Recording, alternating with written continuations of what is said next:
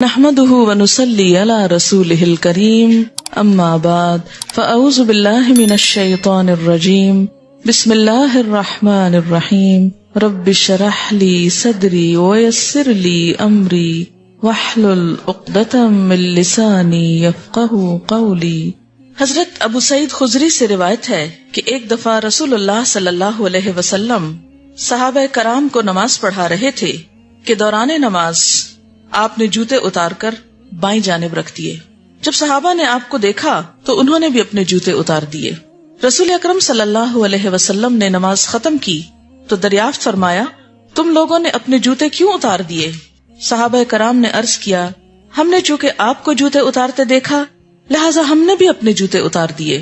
رسول اللہ صلی اللہ علیہ وسلم نے فرمایا، مجھے تو جبریل علیہ السلام نے آ کر بتایا تھا کہ میرے جوتوں میں غلاظت ہے، یا کہا کہ تکلیف دہ چیز ہے، لہٰذا میں نے اتار دیے۔ پھر آپ صلی اللہ علیہ وسلم نے صحابہ کو نصیحت فرمائی، جب مسجد میں نماز پڑھنے آؤ تو پہلے اپنے جوتوں کو اچھی طرح دیکھ لیا کرو، اگر ان میں غلاظت لگی ہو تو اسے صاف کر لو، پھر ان میں نماز پڑھو۔ اسے ابو داؤد نے روایت کیا ہے۔ تو اس سے کیا پتہ چلتا ہے کہ جوتا اگر صاف ہو تو بوقت ضرورت اس میں نماز پڑھی جا سکتی ہے۔ مسجد میں جوتا، آج کے دور میں ہم اس کا تصور نہیں کر سکتے، لیکن جیسا کہ آپ جانتے ہیں کہ اس دور میں مسجد نبوی میں نہ صفیں تھیں، نہ کارپیٹس تھے، نہ دریاں تھیں، اور نہ ہی کوئی چٹائیاں تھیں۔ خالی فرش تھا جس پر چھوٹی چھوٹی بجری سی بچھی ہوئی تھی، کنکریاں سی بچھی ہوئی تھی، اور خاص طور پر گرمی کے وقت میں وہ بہت تپ جاتی تھی، تو اس لیے لوگ اس میں بھی جوتوں سمیت نماز پڑھا کرتے تھے، اور بعض اوقات کیچڑ ہوتا تھا جب بارش ہو جاتی۔ تو اس سے آپ اندازہ لگائیں کہ اگر جذبے ہوں، ایمان ہو، تو جگہوں سے کوئی فرق نہیں پڑتا، انسان بہترین سے بہترین کام بھی کر جاتا ہے، اور جب ایمان کمزور ہو جاتا ہے تو ہر چیز ہی کمزور پڑ جاتی۔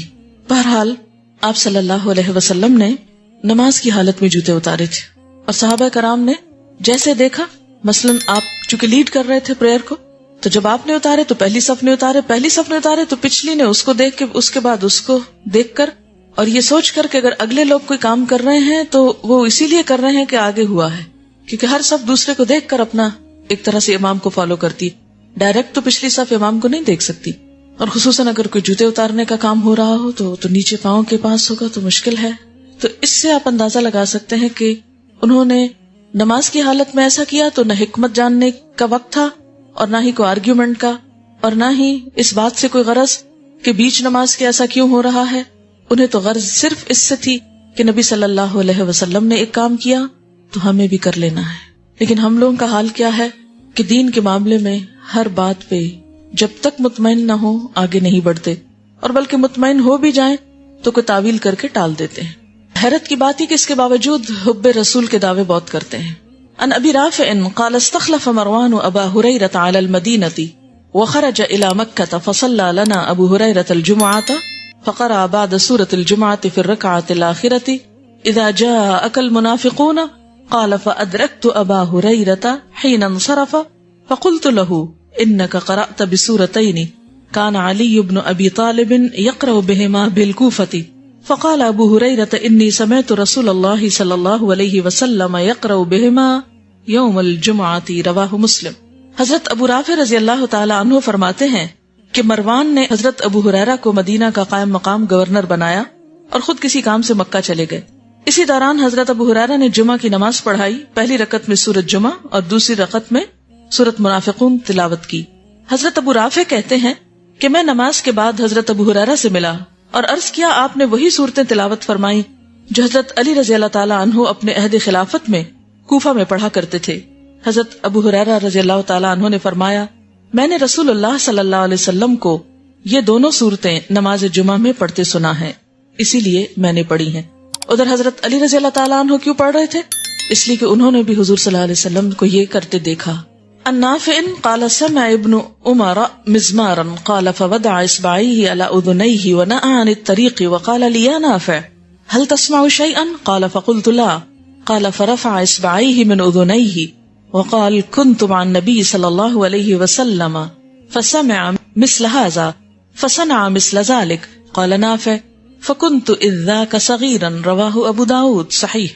حضرت نافع رحمہ اللہ کہتے ہیں کہ حضرت عبداللہ بن عمر رضی اللہ تعالی عنہما نے بانسری کی آواز سنی تو اپنی دونوں انگلیاں کانوں میں ٹھونس لیں اور راستے کی دوسری سمت کافی دور نکل گئے اور مجھ سے پوچھا، اے نافع کیا کچھ سن رہے ہو؟ میں نے عرض کیا نہیں۔ تب انہوں نے اپنی انگلیاں کانوں سے نکالی اور فرمایا، میں رسول اللہ صلی اللہ علیہ وسلم کے ساتھ تھا۔ رسول اللہ صلی اللہ علیہ وسلم نے بنسری کی آواز سنی اور ایسے ہی کیا، یعنی جیسے میں نے کیا۔ تو انہوں نے اپنے عمل کو کس کے تابع کیا؟ حضور صلی اللہ علیہ وسلم کے۔ حضرت نافع نے یہ بھی بتایا کہ اس وقت میں چھوٹی عمر کا لڑکا تھا، یعنی بہت پہلے یہ عمل میں نے دیکھا تھا اور آج اس پر عمل کر رہا ہوں۔ اور اس کے برعکس ہمارا عمل کیا ہے؟ ان ہلال ابن یساف قال كنا مع سالم ابن عبید فعطس رجل من القوم فقال السلام علیکم فقال سالم وعلیک وعلى امک ثم قال بعد لعلك وجدت مما قلت لك قال لوددت انك لم تذكر امي بخير ولا بالشر قال انما قلت لك كما قال رسول الله صلى الله عليه وسلم انا بينا نحن عند رسول الله اذ عطس رجل من القوم فقال السلام علیکم فقال رسول الله وعليك وعلى امك ثم قال اذا عطس احدكم فليحمد الله قال فذكر بعد المحامد وليقل له من عنده يرحمك الله وليرد يعني عليهم يغفر الله لنا ولكم رواه ابو داود۔ حضرت ہلال بن یساف رضی اللہ عنہ کہتے ہیں کہ ہم سالم بن عبید کے پاس تھے کہ ایک آدمی نے چھینک ماری اور کہا السلام علیکم۔ حضرت سالم نے اس کے جواب میں کہا وعلیک وعلی امک، یعنی تجھ پر اور تیری ماں پر بھی سلام۔ پھر کہا جو میں نے کہا ہے شاید اس پر تجھے ناگواری محسوس ہوئی ہے۔ آدمی نے جواب میں کہا میری خواہش تھی کہ تم میری ماں کا اچھے الفاظ میں تذکرہ کرتے نہ کہ برے الفاظ سے۔ تو حضرت سالم نے کہا سنو، میں نے یہ جواب اس لیے دیا کہ ہم نبی صلی اللہ علیہ وسلم کی خدمت میں حاضر تھے کہ ایک آدمی نے چھینک ماری اور السلام علیکم کہا، تو اس کے جواب میں نبی صلی اللہ علیہ وسلم نے بھی یہی جواب دیا تھا وعلیک وعلی امک، لہٰذا میں نے بھی ویسے ہی کہا ہے۔ اور پھر نبی صلی اللہ علیہ وسلم نے اسے بتایا جب چھینک مارو تو الحمدللہ کہو۔ راوی کہتا ہے کہ آپ نے بعض دیگر حمد کے کلمات کا ذکر بھی کیا اور پھر آپ نے فرمایا چھینکنے والے کے پاس جو شخص موجود ہو اسے یرحمک اللہ کہنا چاہیے اور چھینکنے والے کو پھر یغفر اللہ لنا ولکم کہنا چاہیے۔ یہ سنت ہے۔ تو اس سے کیا پتہ چلتا ہے کہ بعض اوقات آپ کی تعلیم دینے کا طریقہ کیا تھا کہ دوسرے کو جھنجھوڑ ڈالتے تھے۔ یعنی ایک شخص نے آپ کی مجلس میں کیا کیا، چھینک مارنے کے بعد السلام علیکم کہا، تو آپ نے اس کو نارمل طریقے سے جواب نہیں دیا بلکہ کیا کہا وعلیک وعلی امک۔ اور ایسا کہنا یعنی ایسے موقع پر ماں کا ذکر کرنا کیا معنی رکھتا تھا کہ جس نے تیری تربیت کی ہے اور تجھے یہ بھی نہیں سکھایا۔ تو ہوتا یہ نا کہ جب انسان کو غلطی کرتا ہے تو فوراً ماں پکڑی جاتی ہے، لیکن آپ نے بہت آسان الفاظ میں سلام کا ایک طرح سے جواب بھی ہے اور ایک تعلیم بھی ہے اور ایک گہرے معنی بھی رکھتا ہے، اور پھر آپ نے اصل طریقہ سکھایا کہ چھینک کے بعد کیا ہو الحمدللہ کہنا چاہیے۔ اب آپ دیکھیے کہ السلام علیکم کا کیا معنی ہے، تم پر سلام ہو، اور الحمدللہ کا معنی ہے سب شکر اللہ کے لیے۔ اب دیکھیے کہ دین میں کتنی سینس ہے۔ آپ کو معلوم ہے کہ جب انسان چھینکتا ہے تو اس وقت کیا ہوتا ہے، چند سیکنڈز کے لیے اس کا ہارٹ جو ہے وہ کام کرنا بند کر دے، ایک طرح سے رک جاتا ہے، اور جب وہ چھینک چکتا ہے تو دوبارہ شروع ہوتا ہے۔ تو اس موقع پہ کیا کہنا چاہیے، الحمدللہ، اللہ کا شکر ہے جس نے دوبارہ ایک طرح سے زندگی دی۔ اور اگر اس موقع پر آپ منع نہ کرتے اور توجہ نہ دلاتے اور سلام کو باقی رہنے دیتے تو آپ دیکھیے کہ آج جب یہ بات پروو ہوئی اور الحمدللہ کا ایک سینس بنتا ہے، حالانکہ السلام علیکم میں بھی ایک لاجک ہے کہ تھوڑی دیر کے لیے میں تم سے غائب ہو گیا اور پھر اب میں تم کو سلام کر رہا ہوں، لیکن یہ سینس اس طرح نہیں جس طرح الحمدللہ میں ہے۔ تو چھوٹے چھوٹے آداب میں بھی، چھوٹی چھوٹی دعاؤں میں بھی اگر وہ طریقہ اختیار کر لیا جائے جو حضور صلی اللہ علیہ وسلم کا ہے تو چھینکنا بھی ایک عبادت ہے، یعنی اس موقع پر بھی انسان کے نیکیوں میں ہی اضافہ ہوتا ہے۔ تو ہر حال پھر ایک عبادت ہو جاتا ہے جب زندگی اس طریقے کے مطابق ہو جو اللہ کے رسول صلی اللہ علیہ وسلم نے سکھائی ہے۔ اور پھر ساتھ یہ بھی بتا دیا گیا کہ کہنے والا الحمدللہ کہے اور جواب دینے والا یرحمک اللہ کہے، اور پھر جب اس کے جواب میں دعا دی جائے تو کیا یغفر اللہ لنا ولکم۔ یعنی یہاں تک کی سنتوں میں من گھڑت طریقے ایجاد نہیں کرنے چاہیے، لیکن ہم نے تو السلام علیکم اور وہ سب بھی چھوڑ کر کیا شروع کر دیا۔ کیا کہتے ہیں چھینکنے کے بعد؟ Excuse me. اس کا مطلب کیا ہے؟ مطلب کیا بنتا ہے اس موقع پہ ایکسکیوز می کہنے کا؟ مجھے معاف کر دیجئے کہ میں نے آپ کی تکلیف کا سبب بنا، یہی ہو سکتا ہے نا زیادہ سے زیادہ. لیکن اس میں اور الحمدللہ میں فرق کیا ہے؟ ایکسکیوز می کہنا ایک شیلو چیز ہے، ٹھیک ہے، ایک ادب ہے، ٹکٹ ہے، لیکن وہ معنی نہیں رکھتا جو الحمدللہ میں ہے. اس لیے کہ واقعی اگر یہ بات درست ہے کہ اس وقت چھینکنے کے موقع پر انسان کے کچھ باڈی فنکشنز جو ہیں وہ رک جاتے ہیں اور جو کہ زندگی کے لیے بہت ضروری ہیں، تو دوبارہ ان کے شروع ہونے پر ایکسکیوز می کہنا بس ٹھیک ہے، کہنا ہے، اچھی بات ہے، کہہ لیں، مگر جو واقعی فائدہ دیتا ہے. ایک اور بات یہ ہے کہ جب تک ہمارا مزاج نہیں بدلے گا ہم ان چیزوں کو اپریشیٹ بھی نہیں کر سکیں گے. مزاج کیسے بدلے گا؟ جب ہماری سوچ بدلے گی. سوچ کی تبدیلی کیا ہے؟ کہ دنیا نیچے آ جائے اور آخرت اوپر آ جائے، دنیا نمبر 2 ہو جائے اور آخرت نمبر 1 ہو جائے. کیسے نمبر 1 کیسے ہوگی؟ کیونکہ جب الحمدللہ کہیں گے تو آپ کو پتا ہے کہ ایک دفعہ الحمدللہ کہنا کیا ہے؟ یملأ المیزان، میزان بھر دیتا ہے. اس وقت ایک نئی زندگی کا ملنا اللہ کی نعمت ہے، شکر ہے کہ ہر چیز پھر اپنا کام کرنے لگی اور اللہ تعالیٰ کی رضا حاصل ہوتی ہے، سنت کی پیروی ہوتی. بیک وقت کتنے نیک کام ہو گئے، اللہ کا ذکر ہوا، شکر کے کلمات. شکر کرنے والوں کو اللہ تعالیٰ کا وعدہ کیا ہے؟ اور دوں گا اور نعمتیں دوں گا. الحمدللہ کہنا اتنی بھاری نیکی کی میزان بھر دیتا ہے. یہ موقع بھی عبادت کا موقع بن گیا. اور اس کے علاوہ اور کیا ہوا؟ آخرت میں یہ ساری چیزیں فائدہ مند ہوئیں. اس کے برعکس جب تک دنیا ہماری پرائرٹی ہے تو ہمیں مزہ کس میں آئے گا؟ ایکسکیوز می میں. ہم اس کو پریفر کریں گے اور اس پہ فخر کریں گے اور اس کو بہت کانفیڈنٹلی کہیں گے، اور الحمدللہ کہنے میں ہم کو شرم آتی رہے گی. کہیں گے بھی تو دل میں آہستہ سے کہ کسی نے سن لیا تو کہیں دیکھا ملانی ہو گئی. اب چھینک پہ بھی الحمدللہ کہا جا رہا ہے. تو آپ دیکھیں کہ ہمیں کب تک شرم آتی رہے گی لوگوں سے؟ جب تک دنیا ہماری پرائرٹی رہے گی. جب آخرت ہو جائے گی اور آخرت کے معاملے میں تھوڑے سے ہم سمجھدار ہو جائیں گے، آخرت کے فائدے ڈھونڈنے لگیں گے، تو ہمیں کہیں بھی شرم نہیں آئے گی. ہم لوگوں کی خاطر اپنا نقصان کریں، اپنی آخرت برباد کریں؟ نہیں، ہمیں تو ایک منٹ سے فائدہ اٹھانا ہے. دنیا کے لیے کام کرنے والے ایک منٹ کو قیمتی سمجھتے ہیں. آپ کو پتا ہے کہ ٹیلی ویژن پر چند سیکنڈز کا اشتہار کتنے پیسے؟ یہ جو پرائم ٹائم پہ ایڈ آتی ہے اس میں 10 سیکنڈ 15 سیکنڈ کے لیے تھاؤزینڈز میں آتا ہے اشتہار. تو اتنا قیمتی ہے 10 سیکنڈز، اتنے قیمتی ہیں اس اسکرین پر. ہم ہر وقت کتنے سیکنڈز گنواتے رہتے ہیں اور کتنے ہی نیکی کے موقع گنواتے رہتے ہیں. حدیث پاک میں آتا ہے لا تحتقرن من المعروف شیئا، نیکی کے کسی بھی کام کو حقیر مت سمجھو، چھوٹا نہ سمجھو. چھوٹی سی نیکی بھی چھوٹی نہیں، قیامت کے دن تو ذرے کے برابر بھی. من یعمل مثقال ذرۃ خیرا یرہ، ذرہ بھی نیکی کا کوئی کرے گا تو اس کو بھی دیکھے گا وہاں جا کر. کہاں یہ کہ ہم بے شمار دفعہ ایسی ہی نیکی کے موقع کو گنوا دیں؟ ہرگز نہیں. اور آپ دیکھیے کہ اگر ہم سارے لوگوں کی نگاہ میں بھی پسندیدہ ہو جائیں نا، کچھ کہہ کے، کوئی دنیا والوں کے ایٹیکیٹس اختیار کر کے، تو پھر کمپیئر کریں کہ اس وقت اللہ کا مطالبہ مجھ سے کیا تھا، اللہ تعالیٰ کیا چاہتے ہیں اور یہ کیا چاہتے ہیں. جو بڑا ہے اس کی مان لیں تو ہوگا کیا؟ جس کے لیے جو بڑا ہوگا وہ اسی کو خوش کرے گا.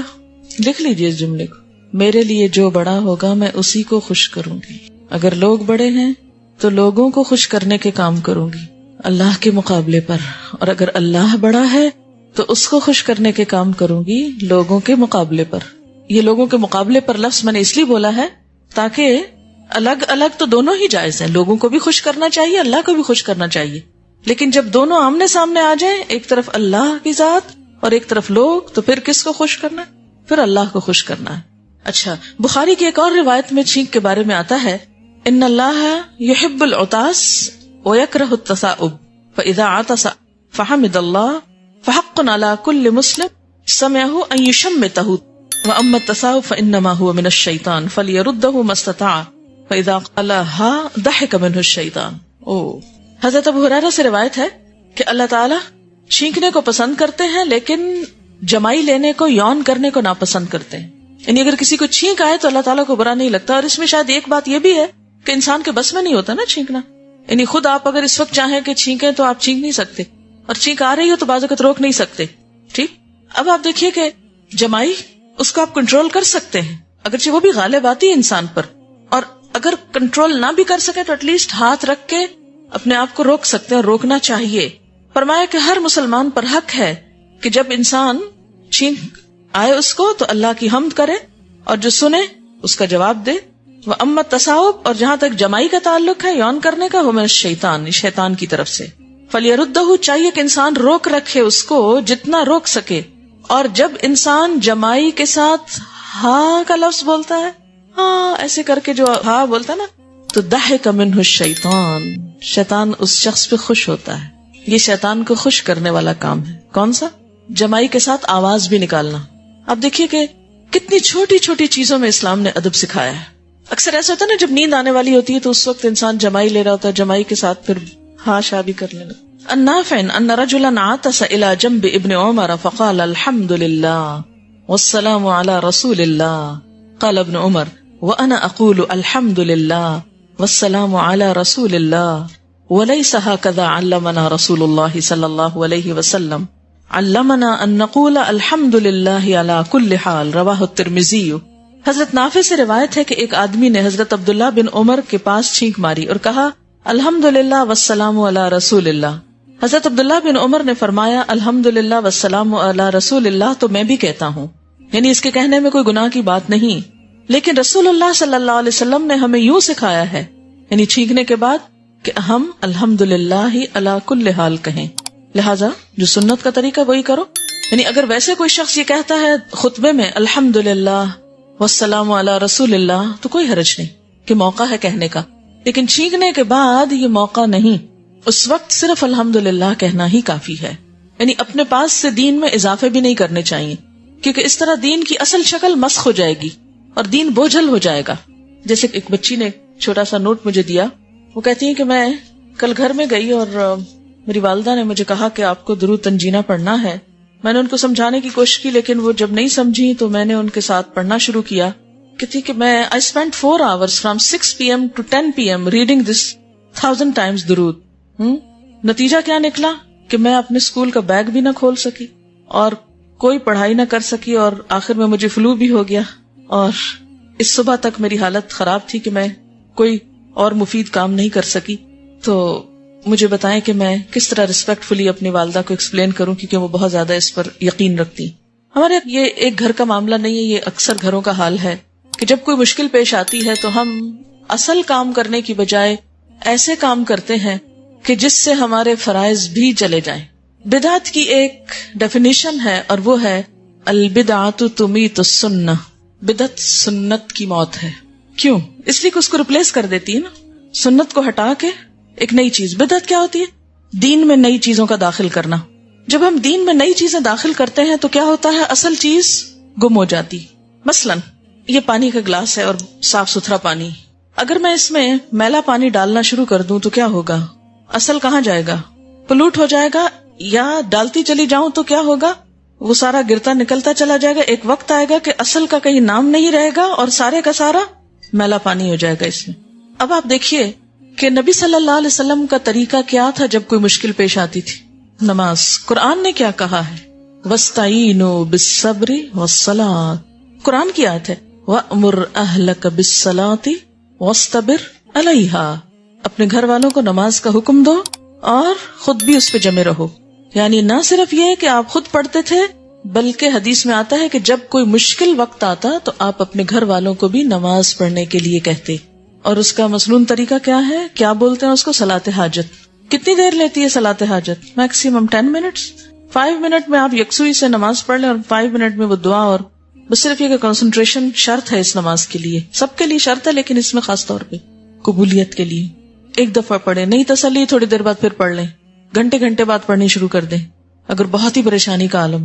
لیکن نبی صلی اللہ علیہ وسلم نے کبھی بھی اپنے آپ کو اور صحابہ کو ایسی کوئی بات نہ سکھائی ہے، نہ ستایا ہے، نہ پریشان کیا ہے کہ آؤ 1000 دفعہ پڑھو یہ یا 2000 دفعہ پڑھو. کوئی ذکر 100 سے اوپر نہیں جاتا، کوئی ذکر 100 سے اوپر نہیں جاتا. جب ہم کوئی بھی چیز اپنے پاس سے کرنے لگتے ہیں تو کیا ہوتا ہے؟ ایکسٹریم پہ چلے جاتے ہیں اور وہ پھر اصل چیزیں حتیٰ کہ فرائض بھی چھوٹتے ہیں. فرض نماز بھی آپ تیز تیز پڑھیں گے کہ ذرا جلدی ہو جائے تو کہ میرا یہ وظیفہ رہتا ہے ابھی، کیوں اپنے آپ کو مشقت میں ڈالتے ہیں؟ اللہ تعالیٰ تو فرماتے ہیں ما انزلنا علیک القرآن لتشقی. تو اسی طرح لوگوں سے جھگڑے نہیں اور نہ فتوے دیں خدا کے لیے کہ جہاں کوئی یہ کر رہا ہو آپ ان کے پیچھے پڑ جائیں اور آپ ان کی چیزیں سمیٹنے لگیں اور ان سے بدتمیزی کریں اور لڑیں جھگڑے نہیں. لیکن حل کیا ہے؟ اندھیرا کیسے جاتا ہے مجھے بتائیے. اندھیرا کتنا بڑا ہوتا ہے. مثلاً اس کمرے میں اگر لائٹ نہ ہو تو کیا ہوگا؟ پورا اندھیرا. اور اگر آپ صرف ایک بٹن جلا دیں تو کم از کم اتنی روشنی ہو جائے گی کہ سب ایک دوسرے کو دیکھ سکیں گے. اچھا 2 جلا دیں تو اور زیادہ, 3 جلا دیں تو اور زیادہ.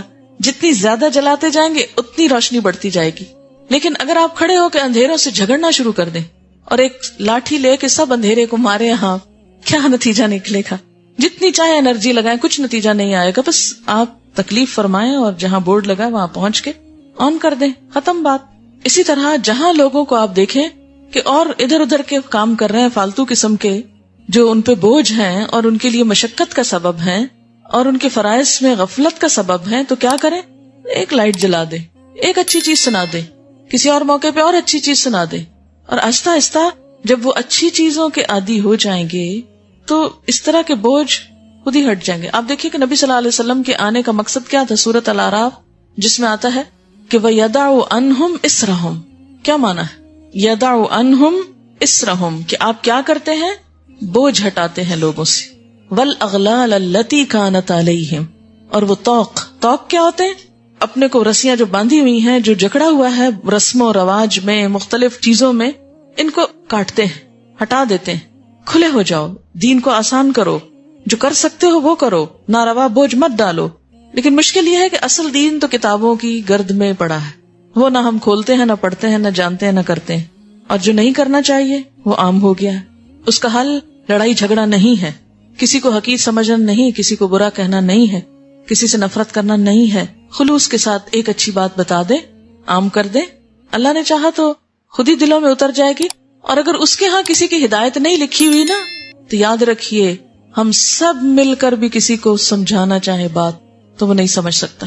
یہ صرف اللہ ہدایت دیتا ہے جس کو بھی دیتا ہے, اس لیے سب کو اسی سے مانگنا چاہیے.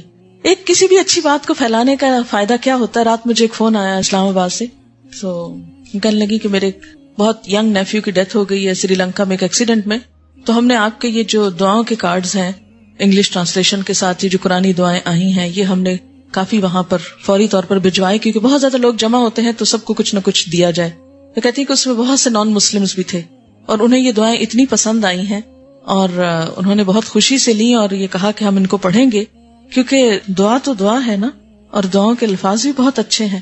جو قرآن کی بھی دعائیں قرآنی دعائیں ہیں, آپ کبھی غور کیجئے تو بہت عمدہ ہے. تو وہ کہنے لگی کہ میں آپ کو خاص طور پہ مبارکباد دینے لگی کہ آپ نے بہت اچھا کام کیا ہے اور اس کا فائدہ صرف مسلمانوں کو نہیں نان مسلمز کو بھی ہوگا. بس ایک کام کیجیے کہ جہاں آپ نے ریفرنس دیے ہیں صرف عربی میں دیے ہیں, ان کو انگلش میں بھی ریفرنس دے دیں تاکہ وہ پھر اس بہانے قرآن تک جائیں. یعنی یہ ایک رستہ کھل جائے گا کہ وہ اس دعا کی اوریجنل وہاں جا کے دیکھیں گے, جب دیکھیں گے تو آگے پیچھے کچھ اور بھی پڑھ لیں گے. کہ کہتے ہیں کہ یہ بھی انہوں نے ہی ہم سے کہا کہ یہ ریفرنس جو ہے اگر انگریزی میں ہوتا تو ہمیں زیادہ ہی فائدہ ہوتا. تو کوئی ایک اچھی بات, اب ہم نے تو اس نیت سے نہیں بنائے تھے کہ وہ وہاں چلے جائیں اور وہاں کوئی پڑھ لے, لیکن جب ایک اچھی بات کوئی کرتا ہے تو پتہ نہیں چلتا کہ وہ کہاں سے کہاں پہنچ جاتی. عن زید بن اسلم عن ابیہ ان عمر بن الخطاب رضی اللہ عنہ قال للرکن اما واللہ انی لأعلم انک حجر لا تضر ولا تنفع ولولا انی رأیت النبی صلی اللہ علیہ وسلم استلمک ما استلمتک فاستلمه ثم قال فما لنا وللرمل انما كنا رأينا به المشركين وقد اهلكهم الله ثم قال شيء صنعه النبي صلى الله عليه وسلم فلا نحب ان نتركه متفق علیہ. حضرت زید بن اسلم اپنے باپ سے روایت کرتے ہیں کہ حضرت عمر بن خطاب نے حجر اسود کو مخاطب کر کے کہا, واللہ یعنی اللہ کی قسم, میں جانتا ہوں تو ایک پتھر ہے, نہ نقصان پہنچا سکتا ہے نہ نفع دے سکتا ہے. اگر میں نے نبی اکرم صلی اللہ علیہ وسلم کو استلام یعنی حجر اسود کو ہاتھ لگا کر بوسہ دینا کرتے نہ دیکھا ہوتا. استلام کیا کہتے ہیں؟ حجر اسود کو ہاتھ لگا کے بوسہ دینا. ایک ہوتا ہے خود چومنا اور ایک ہوتا ہے ہاتھ سے ٹچ کرنا, جیسے دور سے گزر رہے ہیں, خود نہیں پہنچ سکتے, ہاتھ لگا یعنی اشارہ ایک طرح سے کر کے گزر جانا طواف کی ابتدا میں. تو تجھے کبھی نہ چومتا. پھر فرمایا اب ہمیں رمل کرنے کی کیا ضرورت ہے. رمل تیز دوڑنے کو کہتے ہیں طواف کے دوران. تیز تیز چلنے کو. رمل تو مشرکوں کو دکھانے کے لیے تھا. اس کا کچھ قصہ معلوم ہے کہ مشرکوں کو کیا دکھانے کے لیے تھا؟ جیسے کہ آپ جانتے ہیں کہ صحابہ کرام نے جب ہجرت کی اور مدینہ چلے گئے تو 5-6 سال تک ان کے لیے واپس آنے کے کوئی چانسز نہ تھے. پھر اس سال عمرے کے لیے آئے جب اللہ تعالیٰ نے حضور صلی اللہ علیہ وسلم کو خواب میں دکھایا، لیکن عمرہ نہ کر سکے. صلح حدیبیہ ہوئی اور عمرے کے بغیر واپس لوٹ گئے. پھر اگلے سال میں صحابہ کرام اور حضور صلی اللہ علیہ وسلم نے آ کر عمرہ کیا. جب عمرہ کیا تو مشرکین مکہ جو ان کے دشمن تھے اس وقت ان کو دیکھ رہے تھے طواف کرتے ہوئے، اور یہ کہہ رہے تھے مسلمانوں کو مدینہ کی آب و ہوا راس نہیں آئی اور یہ کمزور ہو گئے ہیں وہاں جا کر. یہ بھی ایک ستانے کا انداز تھا تاکہ یہ پچھتائیں کہ ہم یہاں سے کیوں گئے. بہرحال اس پر آپ صلی اللہ علیہ وسلم نے کیا فرمایا کہ تم طواف میں تیز چلو تاکہ ان کو احساس ہو کہ ہم کمزور نہیں پڑے اور مدینہ کی آب و ہوا نے ہم کو نقصان نہیں پہنچایا. رمل تو مشرکوں کو دکھانے کے لیے تھا، اب اللہ نے انہیں ہلاک کر دیا ہے. پھر خود ہی فرمایا لیکن رمل تو وہ چیز ہے جو رسول اللہ صلی اللہ علیہ وسلم کی سنت ہے اور سنت چھوڑنا ہمیں پسند نہیں. یعنی اگرچہ ان کو دکھانے کے لیے تھا لیکن ہم اسے کرتے رہیں گے کیونکہ آپ نے پھر اس کے کرنے سے روکا نہیں، منع نہیں کیا، ایک سنت جاری کر دی. اور یہ بھی ہو سکتا ہے کہ اگر اس دور میں مشرکین کو دکھانے کے لیے تھا تو آج بھی اس کا اپنا ایک فائدہ ہو. اور طواف کا سین بھی ایک بہت خوبصورت سین ہوتا ہے. اسی طرح سعی کرتے وقت اور خاص طور پر سعی میں جب وہ گرین نشان کے درمیان مرد حضرات دوڑتے ہیں تو وہ بھی حضرت ہاجرہ کی یاد دلاتا ہے کہ اللہ کی ایک بندی کا عمل اللہ تعالیٰ کو کتنا پسند آیا کہ رہتی دنیا تک کے لیے مردوں کو بھی اس عورت کی پیروی کا حکم دیا گیا. یہ ایک طرح سے انہی کی پیروی اور انہی کی یاد میں ہے، انہی کی سنت کو زندہ کرنا ہے. تو اللہ کے ہاں کوئی کوشش خواہ کسی مرد کی ہو یا عورت کی، اگر وہ خلوص کے ساتھ، محبت کے ساتھ، دل کے سچے جذبات کے ساتھ ہو تو اللہ تعالیٰ اس کی قدردانی فرماتے ہیں. حضرت ابو ایوب انصاری رضی اللہ تعالیٰ عنہ کہتے ہیں کہ رسول اللہ صلی اللہ علیہ وسلم کے پاس جب کھانا لایا جاتا تو آپ اس سے تناول فرمانے کے بعد میرے پاس بھیج دیتے. یہ کون ہے؟ ابو ایوب انصاری. جی ہاں، جنہوں نے مدینہ میں آپ صلی اللہ علیہ وسلم کو اپنا گھر آفر کیا تھا. آپ کو معلوم ہے کہ جب آپ صلی اللہ علیہ وسلم مدینہ تشریف لائے تو ہر ایک کی خواہش یہ تھی کہ آپ ہمارے گھر پر رہیں، لیکن آپ نے فرمایا کہ جہاں یہ اونٹنی جا کر رک جائے گی وہی میری جگہ ہوگی. تو وہ اونٹنی حضرت ابو ایوب انصاری کے گھر پر جا کر خود رک گئی. یہ اللہ تعالیٰ کی طرف سے ایک فیصلہ تھا اور شاید ان کا خلوص تھا. بہرحال جب آپ تشریف فرما ہوئے تو حضرت ایوب نے عرض کی کہ یا رسول اللہ صلی اللہ علیہ وسلم، جب میں یہ مکان بنا رہا تھا تو اس وقت میرے دل میں یہ تمنا تھی اور خواہش تھی کہ آپ جب مدینہ آئیں تو یہاں پر تشریف رکھیں، اور اسی لیے میں نے اس کو 2 منزلہ بنایا ہے کہ اوپر والی منزل پر آپ رہیں گے اور نیچے میں رہوں گا. لیکن آپ نے نیچے والی منزل کو پسند فرمایا کہ اس سے لوگوں کو، آنے جانے والوں کو تکلیف نہ ہو. اور یہ ان کی بہت بڑی خوش قسمتی تھی کہ ان کے گھر کو چن لیا گیا اس کام کے لیے. حضرت ابو ایوب انصاری کہتے ہیں کہ رسول اللہ صلی اللہ علیہ وسلم کے پاس جب کھانا لایا جاتا تو آپ اس سے کھانے کے بعد میرے پاس بھیج دیتے، کیونکہ ہمسائے بھی تھے. ایک روز آپ نے برتن جوں کا توں کھائے بغیر میری طرف بھیج دیا کیونکہ اس میں لہسن تھا. میں نے آپ سے پوچھا کیا لہسن حرام ہے؟ آپ نے فرمایا نہیں، لیکن میں اس کی بو کی وجہ سے اسے پسند نہیں کرتا، کیونکہ مسجد میں اور خاص طور پر نماز میں اگر اسمیل آ رہی ہو منہ سے تو فرشتے پاس نہیں آتے. تو اس لیے کوئی ایسی چیز نمازوں کے اوقات سے پہلے یا مسجد میں جاتے وقت نہیں کھانی چاہیے کہ جس سے فرشتوں کو اذیت ہو یا پھر اپنے آس پاس کے لوگوں کو اذیت ہو. اسی لیے آپ صلی اللہ علیہ وسلم دن میں کئی بار مسواک کا اہتمام کرتے تاکہ منہ سے کوئی ایسی چیز دوسرے کی اذیت کا سبب نہ بنے. کیا ہم سب بھی سنت پر عمل کرتے ہیں اور خود کو چیک کرتے ہیں؟ کیونکہ بسا اوقات کسی دوسرے کے پاس بیٹھنا، قریب بیٹھنا بھی محال ہو جاتا ہے اگر ایسی کوئی اذیت والی چیز ہو، اور خصوصاً جہاں دین کی بات ہو کنسنٹریشن ہی نہیں بنتی. تو اسے حرام نہیں کیا کیونکہ ایک فائدہ مند چیز ہے، اس کے اپنے فائدے بھی ہیں، لیکن آپ نے ناپسند ہونے کے باوجود دوسرے کو کھانے کے لیے دے دیا. قرآن میں ہم نے پڑھا کہ لن تنالوا البر حتی تنفقوا مما تحبون، تم نیکی کو پہنچ نہیں سکتے جب تک وہ خرچ نہ کرو جو تمہیں پسند ہے. لیکن یہاں ہم دیکھتے ہیں کہ آپ صلی اللہ علیہ وسلم کو یہ کھانا پسند نہیں تھا لہسن کی وجہ سے، مگر آپ نے دوسرے کو دے دیا. تو کیا ان 2 چیزوں میں کنٹرڈکشن نہیں، کنٹرڈکشن نہیں. اس لیے کہ اس کا مطلب یہ ہے، نمبر 1 یعنی پہلی آیت جو میں نے کوٹ کی لن تنالوا البر کا، کہ انسان کو اللہ کی محبت اور قرب پانے کے لیے اپنی پسندیدہ ترین چیز بھی اللہ کی راہ میں دینی چاہیے. یعنی ساری نہیں، سب میں سے کوئی ایک، کیونکہ ہم کو ایک سے زیادہ چیزیں پسند ہوتی ہیں. بلکہ اگر آپ اپنی سب چیزوں کو دیکھیں تو آپ کو ایک سے ایک بڑھ کر پیاری ہوگی، چاہے وہ ضرورت کی نہ بھی ہو، لیکن کسی اور کو ہاتھ نہیں لگانے دیں گے آپ. خیر وہ تو ایک معنی رکھتا ہے. قرآن پاک ہی میں آتا ہے سورۃ البقرہ میں یسألونک ماذا ينفقون، یہ آپ سے پوچھتے ہیں کہ کیا خرچ کریں. قل العفو، کہہ دیجئے جو ضرورت سے زائد ہو، یعنی جو تم خود استعمال نہیں کرنا چاہتے اور تمہاری ضرورت سے زائد بچا ہوا ہے اسے کیا کرو، کسی اور کو دے دو تاکہ اس کے کام آ جائے. بہت سی چیزیں کھانے میں، پہننے میں، استعمال میں ہماری ضرورت کی نہیں ہو سکتی، ہماری پسند کی نہیں ہو سکتی، لیکن بڑی بڑی بیکار ضائع ہوتی چلی جاتی. ایسے میں وہ چیز کسی دوسرے کے استعمال میں لے آنا اجر و ثواب کا باعث ہے، خواہ ہم کو پسند نہیں. اور یہ اس آیت سے ٹکراتا بھی نہیں، اس لیے کہ اس میں خرچ کرنے کا حکم ہے اور یہاں بھی خرچ کرنے کا حکم ہے. وہ ایک الگ حکم ہے جو اعلیٰ درجے کا ہے، اور یہ بھی ایک حکم ہے اللہ کا کہ کل العفو، جو ضرورت سے زائد ہے اسے خرچ کر دو. کیونکہ اللہ نے ہر ایک کی پسند مختلف بنائی ہے. ضروری نہیں کہ جو چیز ہمیں پسند نہیں وہ کسی کو بھی پسند نہ ہو، جو ہماری ضرورت نہیں وہ کسی کی بھی نہ ہو. نہیں، بہت وقت ایسا ہوتا ہے کہ ایک چیز آپ کی ضرورت کی نہیں لیکن دوسرے کے لیے وہ بے حد ضروری ہوتی، بہت فائدے کی ہوتی، وہ اس چیز کے لیے ترس رہا ہوتا اور آپ صرف اس لیے رکھتے ہیں چونکہ مجھے پسند نہیں اس لیے میں کسی کو دینا بھی پسند نہیں کرتا. تو یہ نہیں ہونا چاہیے. آپ دے ڈالیے تاکہ کام آ جائے، کسی کے کام آئے گی، اس کی دعا ملے گی اور اللہ کے ہاں اجر ملے گا. کس حکم پر عمل کرنے کا؟ نمبر 2 حکم پر عمل کرنے کا، اور وہ کیا ہے؟ یسألونک ماذا ينفقون قل العفو. یہ بھی اللہ کا حکم ہے. جہاں لن تنالوا البر اللہ کا حکم ہے وہاں یہ بھی حکم ہے. لیکن ہماری مشکل یہ ہوتی ہے کہ جب ہم کو ایک حکم پتہ چلتا ہے تو دوسرے سارے ہم بھول جاتے ہیں اور اس کو سامنے رکھ کر اپنی عقل کی بنا پہ فتوے دینے لگتے ہیں.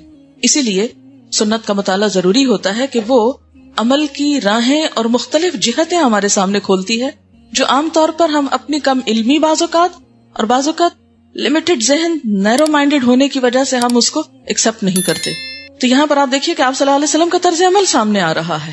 یعنی لہسن کھانے میں کوئی برائی نہیں ہے، کوئی گناہ نہیں ہے، کوئی ناپسندیدہ چیز نہیں ہے، سوائے اس کے کہ آپ کی اپنی ذات کو پسند نہیں، کیونکہ آپ کی ہر وقت پبلک ڈیلنگ ہوتی تھی، عبادات میں آپ لیڈ کرتے تھے.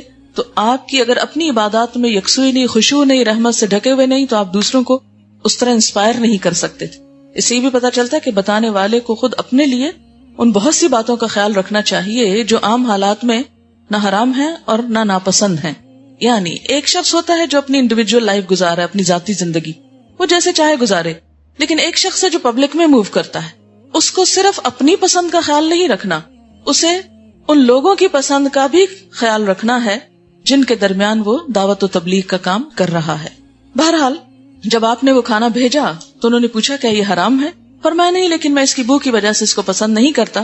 حضرت ابو ایوب رضی اللہ تعالی عنہ نے کہا جو چیز آپ ناپسند فرماتے ہیں میں بھی اسے ناپسند کرتا ہوں. سمپل ریزن، بس مجھے بھی نہیں اچھا لگتا.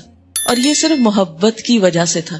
اس سے کیا پتا چلتا ہے کہ شریعت اپنی جگہ ہے، لیکن حضور صلی اللہ علیہ وسلم کی محبت میں اگر کسی خاص چیز میں آپ کا اتباع کر لیا جائے تو اس پر بھی انشاءاللہ اجر ہے، اور جو نہ کر سکے اس کے لیے گناہ نہیں. انشاءاللہ اس کے بعد ایک اور سبجیکٹ آپ کا آئے گا کہ جس میں پھر آپ کو کیٹیگوریکلی بتایا جائے گا کہ کون کون سی سنتوں کو آپ چھوڑ نہیں سکتے، کون سی ایسی ہیں کہ جو کر لیں تو بہت اچھا، نہیں وہ پھر آپ نے ٹرم سنی ہوگی واجب اور مستحب اور مباح. یہ کیٹیگریز انشاءاللہ بعد میں آئے گی. ابھی ہم صرف جنرلی سنت آن دا ہول اس کا جو مقام ہے اور صحابہ کرام کا جو طرز عمل ہے اس کو دیکھ رہے ہیں، وہ لیٹر آن انشاءاللہ تعالی. تو یہاں حضرت ابو ایوب انصاری کا عمل جو ہے وہ محبت کی بنا پر ہے اور ایک گہری محبت کی بنا پر ہے. آپ نے حضرت ابو ایوب انصاری کے بارے میں مسلم ہیروز میں پڑھا ہے؟ نہیں. مجھے ان کے مقبرے پر جانے کا اتفاق ہوا ہے ترکی میں. وہ پورا علاقہ ہی ایوب کہلاتا ہے. آپ کو معلوم ہے کہ حضور صلی اللہ علیہ وسلم نے ایک پیشن گوئی کی تھی کہ لَتَفْتَحُنَّ الْقُسْطُنْطِينِيَّةَ وَلَنِعْمَ الْأَمِيرُ أَمِيرُهَا وَلَنِعْمَ الْجَيْشُ جَيْشُهَا، کہ تم لوگ یعنی اپنی امت کے لیے پیشن گوئی کی تھی کہ تم ضرور ضرور قسطنطنیہ یعنی ترکی کو، استنبول کو فتح کرو گے، اور جو لشکر اس فتح میں شریک ہوگا وہ بہت عمدہ لشکر ہوگا، اور جو امیر اس لشکر کو گائیڈ کر رہا ہوگا وہ بھی بہت اچھا انسان ہوگا. اس بنا پر ہم دیکھتے ہیں کہ صحابہ کرام میں سے ہر ایک کو اور بعد کے ادوار میں بھی ہر ایک کو شوق ہوتا تھا کہ وہ ہم خوش نصیب ہوں جن کے بارے میں آپ نے فرمایا کہ وہ بہت اچھا لشکر ہوگا. تو وقتاً فوقتاً وہ مہمات جاتی رہی. آپ کو معلوم ہے ان میں ایک خاتون بھی شریک تھی، حضرت ام حرام بنت ملحان، شاید پہلے میں نے کہیں ان کا ذکر کیا ہو. کہ جب آپ ان کے گھر میں تشریف فرما تھے, سوئے ہوئے تھے, کہ مسکراتے ہوئے اٹھ بیٹھے تو بولی یا رسول اللہ صلی اللہ علیہ وسلم آپ نے کیا دیکھا, آپ کیوں مسکرا رہے ہیں؟ تو آپ نے فرمایا آپ اکثر دوپہر آرام کرنے کے لیے ان کے گھر تشریف لے جاتے تھے. تو کہنے لگے کہ میں نے دیکھا کہ میری امت کا ایک لشکر ہے جو سمندر پہ سوار ہوا ہے, اور وہ اس طرح بیٹھے ہیں جیسے ملوک اپنے تخت پر بیٹھے ہوتے ہیں, سمندر پہ کشتی میں سوار ہو کے یوں جا رہا ہے جیسے بادشاہ اپنے تخت پہ بیٹھے, یعنی بہت خوبصورت سین ہے. تو کہنے لگی یا رسول اللہ صلی اللہ علیہ وسلم آپ دعا کیجیے کہ میں بھی ان میں شریک ہوں.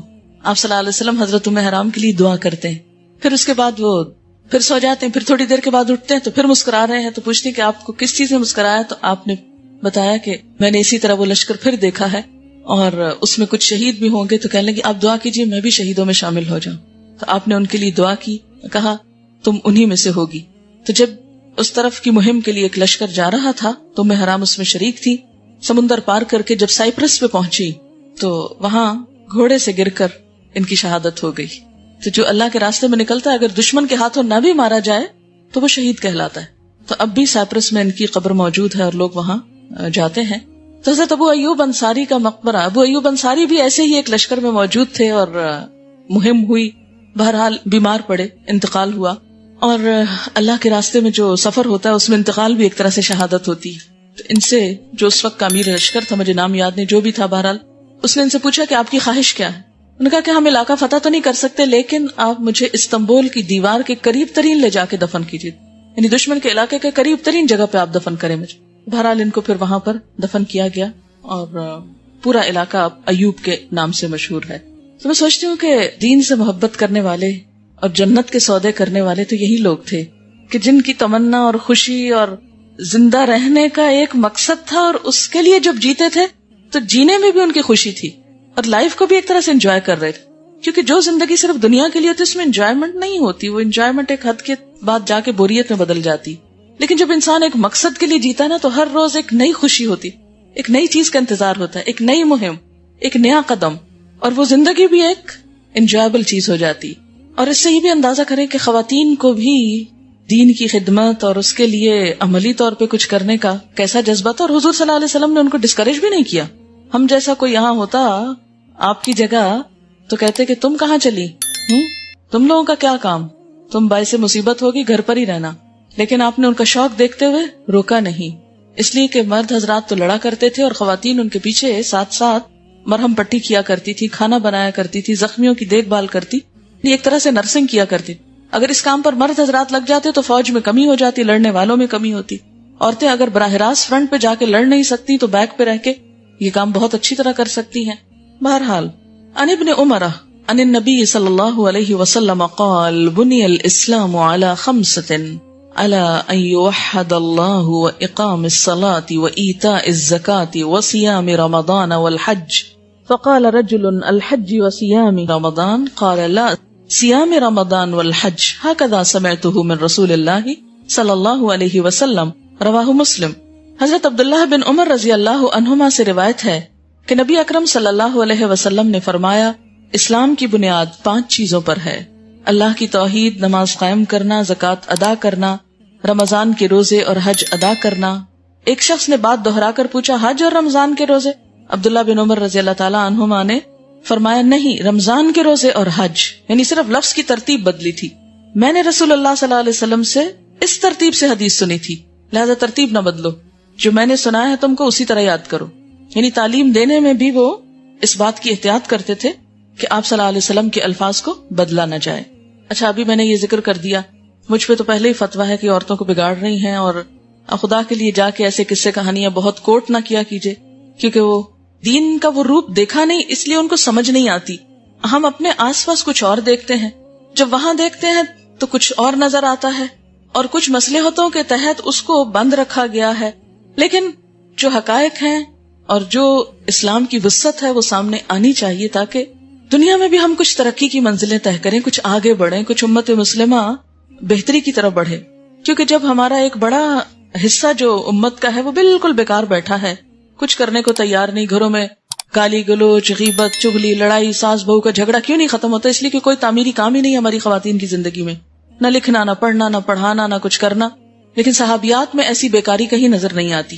تو جب تک ہم عورت کو ایک، یعنی ٹھیک ہے عورت اگر گھر بھی بیٹھی ہے تو ایک پازیٹیو اور کریٹو کام کرتی چلی جاتی اپنے بیچ کے اوقات میں جو بھی اس کی فراغت ہے، کیونکہ چاہے وہ ماں ہے، بیوی ہے، سب ہے، لیکن وہ ایک انسان بھی ہے، ہیومن بینگ بھی ہے. اللہ نے اس کو ذہن، دل، دماغ بھی دیا ہے، اور اس کے استعمال اور اس کا کچھ آؤٹ لیٹ بھی ہونا چاہیے. اور پازیٹیو قسم کی ایکٹیویٹیز جو ہیں وہ ہمیشہ معاشرے کی بہتری کا سبب بنتی. چلیے ایک مثال اور کوٹ کر دیتی ہوں. کیا آپ کے علم میں یہ ہے کہ حضرت نفیسہ جو تھی، حضرت علی کی پوتی، وہ امام شافعی کی استاد تھی.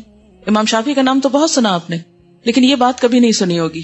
اور اگر آپ کسی کو جا کے بتائیں بھی تو وہ ماننے کو تیار نہیں ہوگا، کیونکہ ہم اس بات کا تصور نہیں کر سکتے. ہمارے ذہن میں یہ سوچ ہی نہیں آتی کہ عورت کو بھی اللہ کوئی ذہن دے سکتا ہے یا وسعت دے سکتا ہے اور وہ بھی یہ کام کر سکتی ہے. اور معلمی کے پیشے میں، یعنی تعلیم کے پیشے میں، عورت سے بڑھ کر پوٹینشیل عام طور پر مردوں میں وہ پیشنس نہیں ہوتا جو خواتین میں ہوتا ہے. ٹھیک ہے، مردوں میں بھی تعلیم کا کام رہا ہے اور انبیاء مرد ہی رہے ہیں جو تعلیم دیتے رہے ہیں، لیکن ماں کے اندر بطور خاص یہ چیز ودیت کر دی گئی ہے. اس لیے ہر ماں ایک معلم بھی ہے اور ہر ماں کچھ نہ کچھ سکھا سکتی ہے. بہت بڑی لیکچرار نہ بھی بنے تو سمپل باتوں سے بھی. اور پھر آپ دیکھیں اللہ نے بولنے کی صلاحیت بھی عورت کو نسبتاً، اسٹیٹسٹکس یہ بتاتے ہیں کہ بچپن میں بھی لڑکیاں جلدی بول پڑتی ہیں لڑکوں کی نسبت اور زیادہ کلیئر بولتی ہیں. تو جب یہ یعنی ماں ہونے کی حیثیت سے سکھانے کا جذبہ، یہ کرو یہ نہ کرو. آپ نے دیکھو کہ چھوٹی بچیاں ہوتی ہیں نا، وہ بچپن میں ہی ماں کو کاپی کر کر کے ہر وقت ڈکٹیٹ کرتی رہتی ہیں، چھوٹے بہن بھائیوں کو یا ویسے بھی.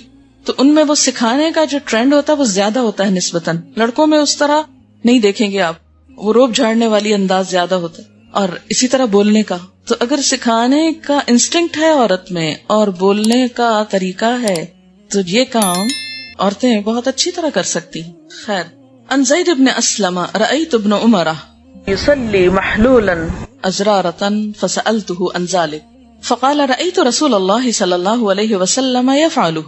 حضرت زید بن اسلم فرماتے ہیں میں نے عبداللہ بن عمر کو کھلے بٹنوں کے ساتھ نماز پڑھتے دیکھا، یعنی نماز میں بٹن کھلے تھے. میں نے ان سے پوچھا آپ ایسا کیوں کرتے ہیں؟ تو حضرت عبداللہ بن عمر نے جواب دیا میں نے رسول اللہ صلی اللہ علیہ وسلم کو ایسے ہی نماز پڑھتے دیکھا ہے تو میں ان کو کاپی کر رہا ہوں. اسے ابن خزیمہ نے روایت کیا ہے. یہ مثالیں کیا بتاتی کہ دین کے معاملات میں تو اتباع ہے ہی ہے، لیکن جو ان کے ذاتی طور طریقے تھے ان میں اتباع بھی ان کی محبت کی وجہ سے بہت زیادہ تھا. یعنی اگر ان معاملات میں پیروی ہو رہی ہے جہاں نہ فرض ہے، نہ سنت ہے، نہ واجب ہے، نہ مستحب ہے، تو کہاں یہ کہ جو واجب کے درجے میں ہے یا لازم کے درجے میں ہے وہاں انسان اتباع چھوڑ دے. لیکن اگر ہم اپنی گزشتہ زندگیوں کو دیکھیں تو ایمانداری سے بتائیں کہ ہم نے سیرت پہ کتنا پڑھا ہے، کیا جانتے ہیں ہم اس پسندیدہ ترین ہستی کو جو اللہ کی پسندیدہ ترین ہے. ہم نے بہت زیادہ اس کا شور تو کیا کہ آپ اللہ کے محبوب ہیں اور اللہ کے پیارے ہیں، لیکن کبھی غور نہیں کیا کہ ہم کو بھی پیارا بننے کے لیے آپ کی کاپی کرنا ہے. اور پھر آپ دیکھیے کہ یہ جو بات ہے نا کہ عقیدے میں بھی، فزیولوجی کے علاوہ عقیدے میں، تو ہمیں حضور صلی اللہ علیہ وسلم کا اتباع ان کے ہر اسپیکٹ میں کرنا ہے، عقیدہ، عبادات. کیونکہ آپ صلی اللہ علیہ وسلم فرماتے ہیں خذوا عنی مناسککم. حج کے موقع پہ کیا فرمایا کہ مجھ سے حج کے طریقے سیکھو. وضو کرتے وقت کیا فرمایا کہ جس نے میری طرح وضو کیا اس نے درست وضو کیا، اور جو اس سے آگے بڑھا یعنی 3 دفعہ دھونے کے بجائے 5-7 دفعہ دھو رہے ہیں کہ ہم زیادہ پاک ہو جائیں، فرمایا فقد اساء وظلم، اس نے برا کیا اور ظلم کیا. اور پھر ہمیں حکم دیا گیا کہ آپ سے آگے نہ بڑھو کیونکہ آگے بڑھنے میں بھی نقصان ہے. اچھا، اسی طرح آپ نے کیا فرمایا صلو کما رأیتمونی اصلی، نماز ایسے پڑھو جیسے مجھے دیکھتے ہو کہ میں پڑھتا ہوں. پھر اسی طرح ہم عام لوگوں میں بھی دیکھتے ہیں. مجھے اس موقع پہ یاد آ رہا تھا، ایک فرینچ رائٹر ہے والٹائر، اس نے اپنے ادب کی تخلیق کے لیے، اور ادب یعنی فرینچ رائٹر تھا لیکن الف لیلہ و لیلہ، الف لیلہ جس کو آپ بولتے ہیں، عربی کی داستانیں ہیں، 1000 داستانیں، 1000 رات 1000 کہانیاں، تخیلاتی کہانیاں ہیں. لیکن کہتے ہیں کہ یہ اس کی بنیاد کچھ یوں ہے، قصہ کچھ یوں ہے کہ ایک بادشاہ نے شادی کی اور جس عورت سے شادی کی اس نے اس کو دھوکہ دیا تو اس نے الٹیمیٹلی اس کو مروا دیا. چونکہ وہ اس خاتون نے کچھ بہت برا کیا تھا بادشاہ کے ساتھ، اس لیے اسے عورت ذات سے نفرت ہو گئی. اب وہ کیا کرتا، بادشاہ تھا، کوئی انکار نہیں کر سکتا تھا، تو شادی کرتا اور عورت کو قتل کروا دیتا یا کچھ اس طرح کا معاملہ. تو اس دوران اس کی شادی ایک عورت سے ہوئی تو اس نے کہا کہ میں تم لوگوں کو بچ کے دکھاؤں گی. اور بچنے کا اس نے طریقہ کیا کہ وہ ہر رات بادشاہ کو ایک کہانی سناتی تھی اور کہانی کا اینڈ اس طرح کرتی کہ اگلی رات کے لیے بات کا پھر انتظار رہتا، اور اس طرح 1000 راتیں اس نے گزار لی، 1000 کہانیاں سناتے، اور وہ ادب کا بہت بہترین نمونہ ہے۔ والٹائر نے اپنی ادبی صلاحیتوں کو بہتر بنانے کے لیے اس کتاب کو 14 مرتبہ پڑھا، 14 ٹائمز۔ عربی کی کتاب کو 14 مرتبہ پڑھا، کس لیے؟ تاکہ وہ سٹائل آئے۔ تو جب آپ کسی کا سٹائل کاپی کرتے ہیں پوئٹری میں، پروز میں، لکھنے میں، تو اس کے لیے کیا کرتے ہیں؟ اس رائٹر کو بار بار پڑھتے ہیں، بار بار پڑھتے ہیں، حتیٰ کہ اس کے ایکسپریشن، اس کی لینگویج وہ آپ کے اندر محفوظ ہو جائے، اور پھر آپ وہی ریپروڈیوس کرنے لگتے ہیں۔ آپ نے دیکھا ہوگا کہ جو ماں باپ کلیئر بولتے ہیں، بچوں کے ساتھ اچھی زبان استعمال کرتے ہیں، ان کے بچے جواباً ایسا ہی بولتے ہیں، اور جو والدین بچپن میں بچوں کے سامنے غلط زبان استعمال کرتے ہیں تو وہ خود بخود ان کے اندر انکارپوریٹ ہو جاتی۔ ہمارے استاد نے بھی، ڈاکٹر ظہور اظہر نے ہمیں عربی سکھانے کے لیے کیا کہا کہ طاہا حسین ایک مشہور رائٹر ہے عربی کا جو بہت سمپل عربی لکھتا ہے اور بہت خوبصورت، تو اس کی ایک کتاب دی اور کہا اس کو 25 دفعہ پڑھو، 25 دفعہ۔ اور آپ یقین کیجئے کہ میں نے جب پڑھنا شروع کیا، اور اسی طرح لطفی منفلوطی ایک رائٹر تھا، جن لوگوں نے عربی پڑھی ہوگی انہیں معلوم ہے، افسانہ نگار ہے، تو اس کا افسانہ ہمیں دیا، ہوم ورک کے طور پہ دیا کہ اس کو 25 دفعہ کل پڑھ کے آئیں۔ اور آپ یقین کریں کہ 2-4 دن جو 25 دفعہ پڑھا، مجھے یوں لگے کہ جیسے میری زبان کھل گئی، میری زبان کی گرہ کھل گئی ہے، اور میں فلوئنٹلی عربی میں بولنا شروع ہو گئی، کیونکہ ایکسپریشن سیکھ لیا اندر زبان نے۔ وہ یہ جو میں اب آپ کے تکلیف کرواتی رہتی ہوں، بولیے 3 دفعہ فعل یفعل، تو آپ سوچتے ہوں گے کہ یہ کیا روز یہی کہتی رہتی ہیں اور ہمیں آتا ہے، آ گیا ہم کو، چاہے آپ کو سمجھ میں آ گیا ہے، لیکن جب تک آپ اس کو ریپیٹ نہیں کرتے، بار بار نہیں دہراتے، وہ آپ کے اندر پوری طرح جاتا نہیں۔ تو اسی طرح اگر آپ بولنے میں جیسے تجوید کر رہے ہیں یا مخارج، تو مخارج کس طرح آپ کے درست ہوتے ہیں؟ جب آپ استاد کو بار بار کاپی کریں۔ کیلیگرافی میں بار بار ریپیٹ کیوں کرایا گیا، کیوں دکھایا گیا؟ یہاں سے اٹھائیں، یہاں جائیں، یوں قلم لے کے جائیں، اوپر کو جائیں، نیچے کو آئیں، جوڑیں، لکیر پر رہیں۔ یہ سب صرف اس لیے کہ ٹیلنٹ آپ کے اندر ہوتا ہے، لیکن جب آپ کسی کو کرتے ہوئے دیکھتے ہیں تو فوراً آسانی ہو جاتی۔ انسان کے اندر بیسیکلی وہ بندروں والی صفت ہے، نقل کرنا۔ نقال تو پیدا ہی کیا گیا ہے، لیکن اچھی چیزوں میں نقالی ہو تو انسان، یعنی یہ نقالی کہیں نہ کہیں ضرور آئے گی، کیونکہ یہ ہمارے انسٹنکٹ میں ہے نا، اندر ہے، اس نے کام تو کرنا ہے۔ لیکن اگر اچھے انسان کو سامنے رکھ لیں گے، اپنے بچوں کو خاص طور پر شروع سے ہی اگر سنت پر عمل سکھائیں گے اور حضور صلی اللہ علیہ وسلم کو ان کے لیے ایک محبوب ہستی بنا دیں گے، تو آپ دیکھیں گے بہت سی چیزیں خود بخود آسان ہو جائیں گی۔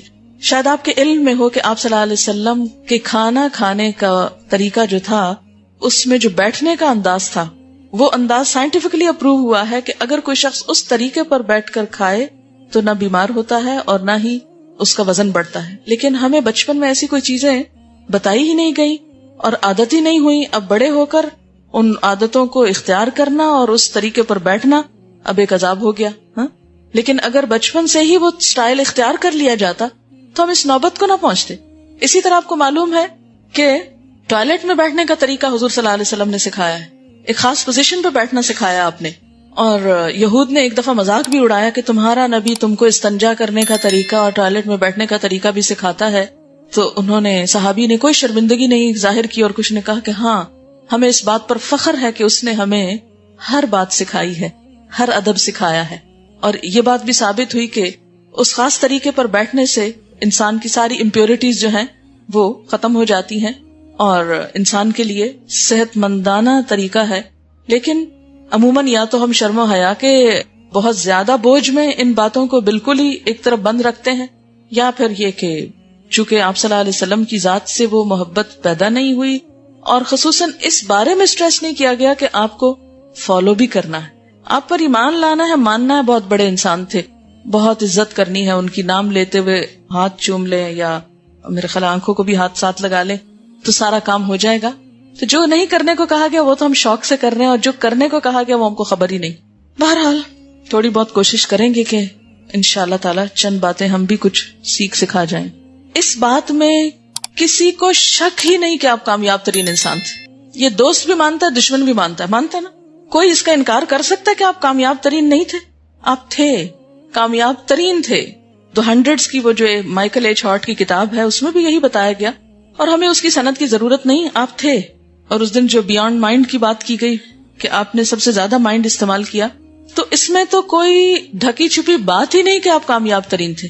تو اگر ہمارا دل ویسے نہیں بھی کرتا آخرت کی وجہ سے کہ آپ کو کاپی کریں، یہ میں نیگیٹو سینس میں اس لیے بات کر رہی ہوں کہ ذرا سا آپ ہوش میں آ جائے کہ اگر ہمارا آخرت کمانے کے لیے دل نہیں بھی کرتا تو دنیا کے لیے ہی، دنیا کے بھلے کے لیے اور دنیا کی کامیابی کے لیے ہی، کامیاب ترین انسان ہونے کے لیے ہی آپ کو فالو کر لیں. اس سے تو انکار نہیں نا، اس لیے کہ دنیا کی کامیابی تو ہم میں سے ہر ایک چاہتا ہے. آخرت تو بھولی ہوئی ہے لیکن یہاں تو ہم چاہتے ہی ہیں. یعنی آپ کو کاپی کرنے میں آخرت کا فائدہ تو ہے ہی ہے، لیکن دنیا کا بھی نقصان نہیں. ہمارے دشمن شیطان نے ہمارے دلوں میں یہ ڈال رکھا ہے کہ اگر ہم آپ کے طریقے پہ چلے تو بڑی مشکل ہو جائے گی زندگی اور بہت سے فائدوں سے ہم محروم ہو جائیں گے. ہرگز نہیں. آپ کامیاب ترین تھے، تاریخ ساز تھے، آپ نے دنیا میں نام پیدا کیا، لہذا آپ کو کاپی کرنا کسی اعتبار سے بھی نقصان دہ نہیں. ان مجاہد قال كنا مع ابن عمر في سفر فمر بمكان فحاد عنه فسئل لما فعلت فقال رأيت رسول الله صلى الله عليه وسلم فعل هذا ففعلت. حضرت مجاہد رحمہ اللہ کہتے ہیں ہم عبداللہ بن عمر کے ساتھ ایک سفر میں جا رہے تھے، ایک جگہ سے گزرے تو حضرت عبداللہ بن عمر راستے سے دور ہٹ گئے. ان سے پوچھا گیا آپ نے ایسا کیوں کیا؟ عبداللہ بن عمر رضی اللہ تعالی عنہ نے جواب میں کہا میں نے رسول اللہ صلی اللہ علیہ وسلم کو ایسے ہی کرتے دیکھا ہے اس لیے میں نے ایسا کیا. یعنی چلتے چلتے راستہ تھوڑا دور کا لے کے آگے گئے، موڑ کاٹ کے. عقل کے اعتبار سے تو یہ حماقت لگتی ہے نا کہ آپ چل رہے ہیں، چلتے چلتے سائڈ سے ہو کے جا رہے ہیں، لیکن ان کی محبت کہ آپ کے ساتھ میں سفر پہ تھا، آپ نے ایسا ہی کیا تھا، لہٰذا میں اس راہ پہ گزرا ہوں تو میرا دل چاہتا ہے میں پھر وہی کروں. حالانکہ اس میں تکلیف تھی، لیکن کوئی بھی تکلیف محبت کے لیے یا محبت کے ساتھ بہت آسانی سے گوارا ہو جاتی.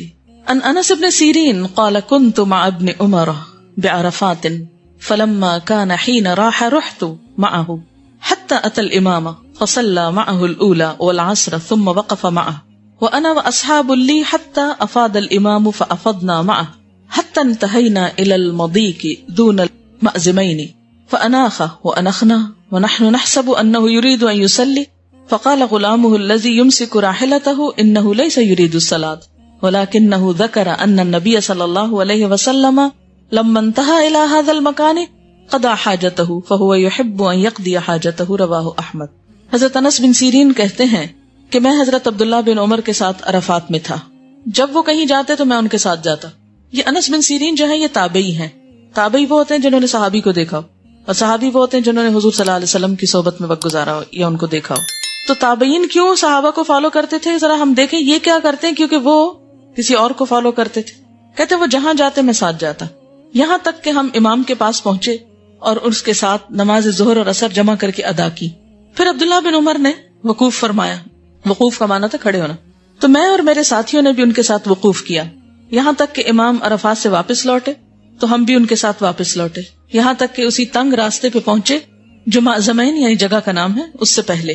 وہاں پہنچ کر عبداللہ بن عمر نے اپنی سواری بٹھا دی اور ہم نے بھی اپنی سواریاں بٹھا دی. ہمارا خیال تھا کہ اب عبداللہ بن عمر نماز پڑھیں گے، لیکن جو ملازم ان کی سواری پہ متعین تھا اس نے بتایا کہ حضرت عبداللہ بن عمر نماز نہیں پڑھنا چاہتے، بلکہ نبی صلی اللہ علیہ وسلم یہاں پہنچ کر حاجات ضروریہ سے فارغ ہوئے تھے. چنانچہ عبداللہ بن عمر رضی اللہ تعالیٰ عنہما بھی اسی جگہ حاجت ضروریہ سے فارغ ہونا پسند کرتے، اور غلام کو پتا تھا کہ ان کی عادت کیا ہے، یہ ہر چیز میں انہی کو فالو کریں گے، لہٰذا دیکھتے جاؤ. ان انس بن سیرین قال استقبلنا انس بن مالک حين قدم من الشام فلقيناه بعين التمر فرأيته يصلي على حمار ووجهه من ذا الجانب يعني عن يسار القبلة فقلت رأيتك تصلي لغير القبلة فقال لولا أني رأيت رسول الله صلى الله عليه وسلم فعله لم أفعله. متفق علیہ. حضرت انس بن سیرین رحمہ اللہ فرماتے ہیں کہ حضرت انس بن مالک، یہ کون تھے؟ انس بن مالک کس کے بیٹے تھے؟ یہ لکھا ہوا نا مالک کے تھے. مالک کے بیٹے تھے، ام سلیم کے بیٹے تھے. اچھا، 10 سال کی عمر میں ام سلیم حضرت انس کو حضور کے پاس چھوڑ آئی. کہنے لگی یا رسول اللہ صلی اللہ علیہ وسلم میرا یہ بیٹا آپ کی خدمت میں رہے گا اور یہ لکھنا جانتا ہے، لکھنا سکھا کے لے آئی. اب یہ آپ کے پاس ہے. اور تقریباً 10 سال انہوں نے حضور صلی اللہ علیہ وسلم کی صحبت میں دن رات گزارے.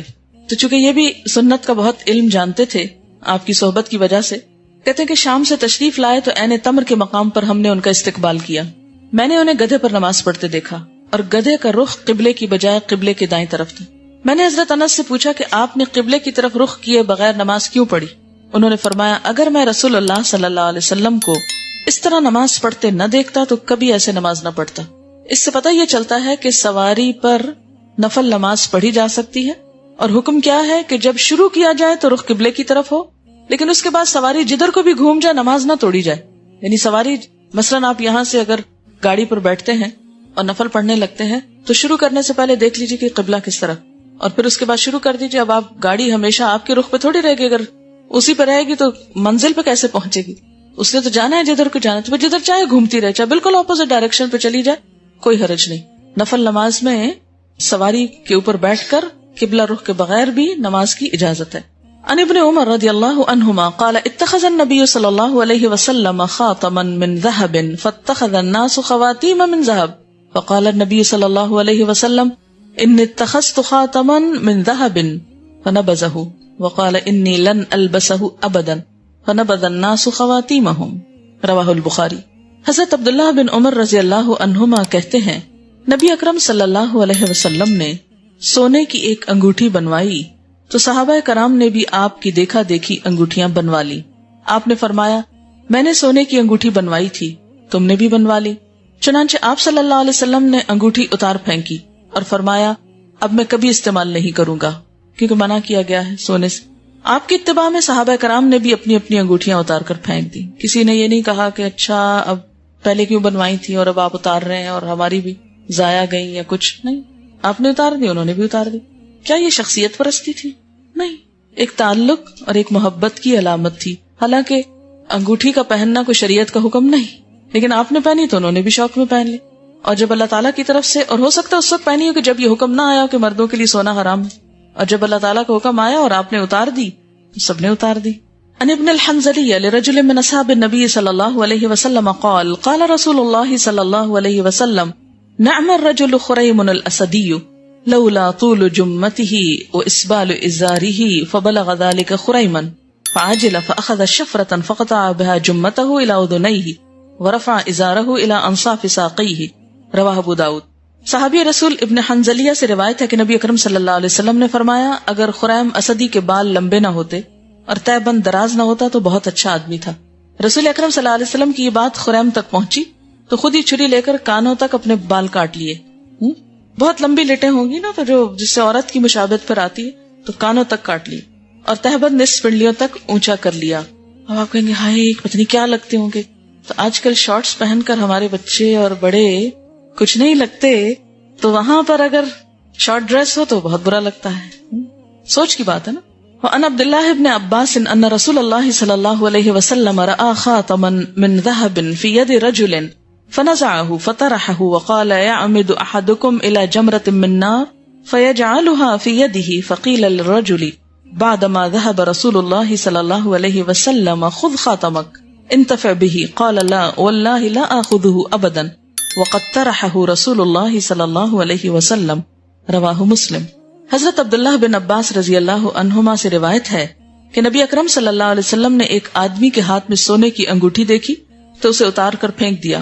معلوم ہوتا ہے کہ حکم آ چکا تھا مردوں کے لیے سونے کی حرمت کا، اور فرمایا تم میں سے کوئی سونے کی انگوٹھی پہن کر گویا آگ کے انگارے کا ارادہ کرتا ہے، یعنی مرد کے لیے سونے کی انگوٹھی پہننا ایسے ہی جیسے آگ کا انگارہ۔ نبی صلی اللہ علیہ وسلم کے تشریف لے جانے کے بعد اس آدمی سے کہا گیا انگوٹھی اٹھا لو اور اس سے کوئی دوسرا فائدہ حاصل کر لو، یعنی کسی کو دے دو یا بیچ دو۔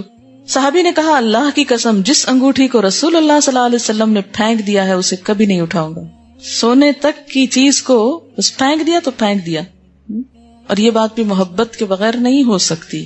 ہم جیسا کو ہو تو غصہ کرے کہ اچھا آپ مجھے ویسے ہی منع کر دیتے، لیکن اس سے صحابہ کرام کی ڈیڈیکیشن اور وہ جو ایک خاص تعلق تھا کہ آپ اتار کے پھینکیں یا پہنائیں یا کچھ کریں، اس سب کو ایک اچھے معنی میں اور اپنے فائدے میں لیتے تھے، اس لیے اس کو مائنڈ نہیں کرتے تھے، نہ نرمی کو اور نہ سختی کو، دونوں کو ایک طرح سے برابر ہی لیا۔ عن جابر قال لما استوى رسول الله صلی اللہ علیہ وسلم يوم الجمعة قال اجلسوا فسمع ذلك ابن مسعود فجلس على باب المسجد فرآه رسول الله صلی اللہ علیہ وسلم فقال تعال يا عبد الله ابن مسعود رواہ ابو داؤد۔ حضرت جابر رضی اللہ عنہ سے روایت ہے کہ ایک مرتبہ جمعہ کے دن رسول اللہ صلی اللہ علیہ وسلم خطبہ دینے کے لیے ممبر پر تشریف لائے تو فرمایا لوگو بیٹھ جاؤ، اجلسو۔ حضرت عبداللہ بن مسعود نے سنا تو مسجد کے دروازے پہ ہی بیٹھ گئے، یعنی جہاں سنا تھا وہیں بیٹھ گئے۔ رسول اللہ صلی اللہ علیہ وسلم نے دیکھا تو فرمایا عبداللہ مسجد کے اندر آ کے بیٹھو۔ اسے ابو داؤد نے روایت کیا ہے۔ کیا اطاعت تھی، اسی لیے 23 سال میں سب کچھ ہو گیا نا۔ ہم ایک کام کرنے میں مہینے لگا دیتے ہیں، تو پھر سلو سپیڈ سے ہی چلیں گے نا۔ سبحانک اللہم و بحمدک